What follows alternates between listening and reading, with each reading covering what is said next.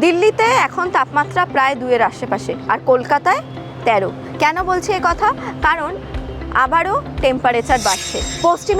এই পশ্চিমী ঝঞ্ঝা কিন্তু শীতের পথে বাধা হয়ে দাঁড়াচ্ছে। আর আলিপুর আবহাওয়া অফিস বলছে ঠান্ডা তো এই মুহূর্তে পড়ছে না, মানে একদম হালকা ঠান্ডা।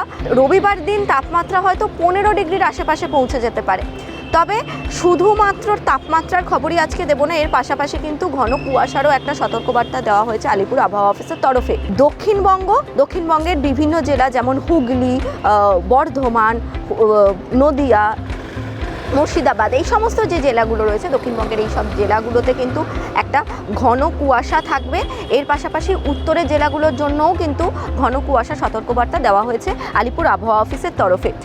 সকালবেলা উত্তরবঙ্গের জন্য জানিয়ে রাখি, সকালবেলার দিকে হালকা কুয়াশা থাকবে, কিন্তু বেলা বাড়তেই সেটা ঘন কুয়াশা সারাদিন থাকবে বলেই বলছে আলিপুর ওয়েদার অফিস।